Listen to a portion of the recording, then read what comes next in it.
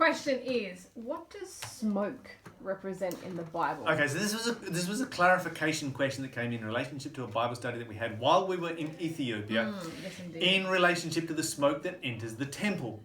And so in Revelation chapter 15, the Bible says in verse 8, the temple was filled with smoke from the glory of God and from his power, and no one was able to enter the temple until the 7 plagues of the 7 angels were fulfilled. And of course, this smoke gets a lot of people worried, because if no one can go there, no one can go to the throne of grace, salvation has come to an end, intercession has come to an end. Does that mean that I need to be able to stand on my own? Can I build up enough spiritual strength so that I can bridge the gap between the close of probation and the actual return of Jesus Christ? Can I bridge that gap in my own power? Well, that smoke that is spoken of here is actually the answer to that question, because this smoke is in the context of the Song of Moses. The Song of Moses is a song that was sung as a song of deliverance from the Egyptians. And smoke played a critical role in how, in fact, it was smoke that you could say delivered them from the Egyptians. And so to cut a long story short, what you've got is this. The Israelites are fleeing from Egypt. The plagues have fallen. Mm-hmm. They are fleeing from Egypt. They come to the Red Sea. They are boxed in.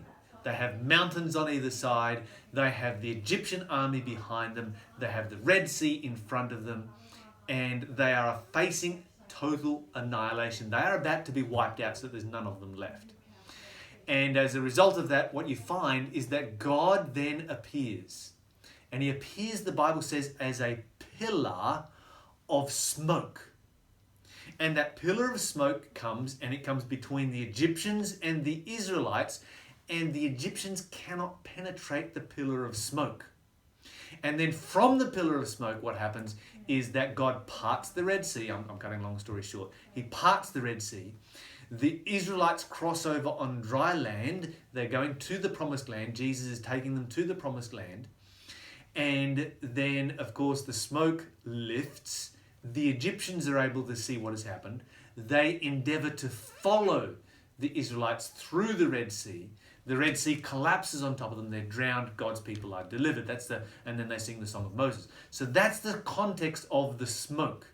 And so if you go over to Isaiah chapter 4, you find the same imagery being used here, the same references to the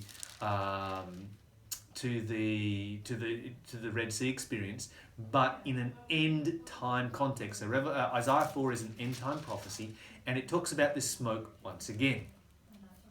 And speaking of God's people, the Bible says in verse 5, the Lord will create upon every living place of Mount Zion, that's his church, and upon her assemblies a cloud and a smoke by day, and the shining of a flaming fire by night, for upon all the glory will be a defense, and it shall be a tabernacle, or a protection, or a roof, for a shadow in the daytime from heat, and for a place of refuge, and for a covering from storm and from rain. And so the Bible says that this smoke is protection for God's people.